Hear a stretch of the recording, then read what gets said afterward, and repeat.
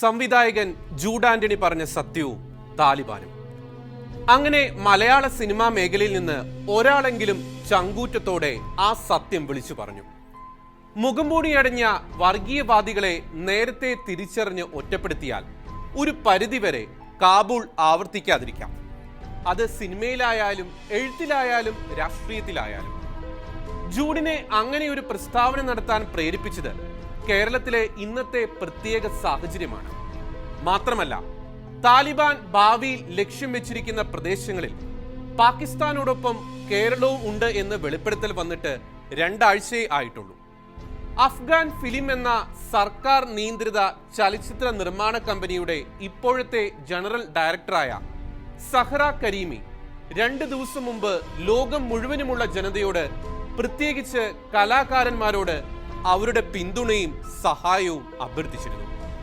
അവരുടെ സഹായ അഭ്യർത്ഥനയിലെ ചില വാക്കുകൾ ഇതാ: ദയവായി ചലച്ചിത്രകാരന്മാരും കലാകാരന്മാരും ഞങ്ങളുടെ ശബ്ദമായി ഞങ്ങളെ പിന്തുണയ്ക്കുക.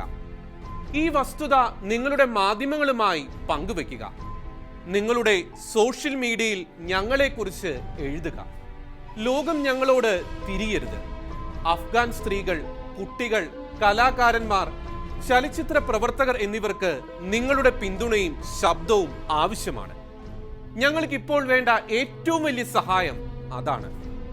അവർ പിന്തുണ യാചിച്ചു നൽകിയ ഈ പോസ്റ്റിനോട് പ്രതികരിക്കുവാനോ അവരെ പിന്തുണയ്ക്കുവാനോ സാംസ്കാരിക കേരളത്തിൽ നിന്ന് കാര്യമായി ആരും ഇതുവരെ മുന്നോട്ട് വന്നില്ല എന്ന യാഥാർത്ഥ്യം നമ്മെ ഏറെ ചിന്തിപ്പിക്കേണ്ടതല്ലേ?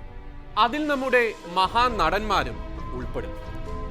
ഏതാനും വർഷങ്ങൾക്ക് മുമ്പ് മലാലയ്ക്ക് വേണ്ടി തെരുവോരങ്ങളിൽ ഘോരം പ്രസംഗിച്ചവരും ഇന്ന് മൗനത്തിലാണ്. സ്വന്തം വിഭാഗത്തിൽപ്പെട്ടവർ താലിബാന്റെ ക്രൂര പീഡനങ്ങൾക്ക് ഇരയാകുമ്പോഴും അതിനെക്കുറിച്ചൊന്നും പ്രതികരിക്കാതെ താലിബാൻ ഭരണത്തിന് പിന്തുണ പ്രഖ്യാപിക്കുന്ന സോഷ്യൽ മീഡിയയിലെ സൈബർ പോരാളികൾ DGP പറഞ്ഞ സ്ലീപ്പിംഗ് സെല്ലിലെ അംഗങ്ങളാണോ എന്ന് പോലും നാം സംശയിക്കണം. അതിനിടയിലാണ് കേരളത്തിൽ തീവ്രവാദ സംഘടനകളുടെ സ്ലീപ്പിംഗ് സെല്ലുകൾ പ്രവർത്തിക്കുന്നതായി അറിവില്ല എന്ന മുഖ്യമന്ത്രിയുടെ പ്രസ്താവനയും. മുൻ DGP കള്ളം പറഞ്ഞു എന്നാണാവോ മുഖ്യമന്ത്രി ഉദ്ദേശിച്ചത്? ഭാരതം, പ്രത്യേകിച്ച് കേരളം, വളരെ ജാഗ്രതയോടെ ഇനി വരുന്ന നാളുകളിൽ മുന്നോട്ട് പോകേണ്ടിയിരിക്കുന്നു. ഡൽഹിയിൽ നിന്ന് കേവലം 900 കിലോമീറ്റർ മാത്രം ദൂരെയുള്ള അഫ്ഗാനിസ്ഥാൻ മുസ്ലിം തീവ്രവാദികളുടെ ആഗോള തലസ്ഥാനമായി മാറുകയാണ്. അഫ്ഗാനിലെ താലിബാൻ ഭരണത്തെ ഔദ്യോഗിക ഭരണമായി അംഗീകരിക്കുന്ന ആദ്യ രാജ്യമായി ചൈന രംഗത്ത് വന്നിരിക്കുന്നു. അതിന്റെ പിന്നിൽ ഇന്ത്യയെക്കുറിച്ചുള്ള ചില പ്രത്യേക താല്പര്യങ്ങളും ചൈനയ്ക്കും താലിബാനും ഉണ്ട് എന്ന് വേണം കരുതുവാൻ.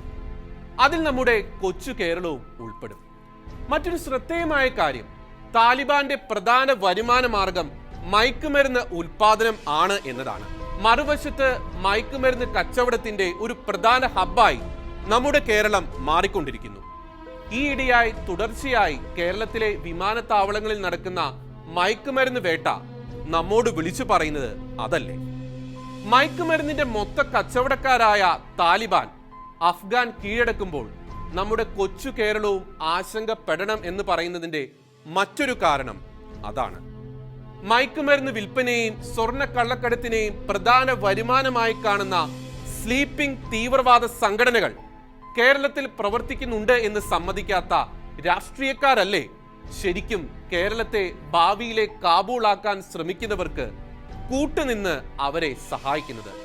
ഒപ്പം വാങ്ങേണ്ടത് വാങ്ങി പെട്ടിയും നിറച്ച് മൗനം പാലിക്കുന്ന കുറെ പുരോഗമന സാംസ്കാരിക പ്രവർത്തകരും ചിലപ്പോൾ മാത്രം പ്രതികരിക്കുന്ന ചില സിനിമ നടന്മാരും. ആ സാഹചര്യത്തിൽ ജൂഡ് ആന്റണി പറഞ്ഞ വാക്കുകൾക്ക് തങ്കത്തിന്റെ മൂല്യമുണ്ട്. അതെ, മുഖംമൂടി അണിഞ്ഞ വർഗീയവാദികൾ ആരാണെന്ന് തിരിച്ചറിഞ്ഞ് പ്രവർത്തിക്കുവാൻ ആരംഭിച്ചാൽ മറ്റൊരു കാബൂളായി കേരളത്തെ മാറ്റുന്നതിൽ നിന്ന് നമുക്ക് കേരളത്തെ രക്ഷിക്കാൻ സാധിച്ചേക്കാം.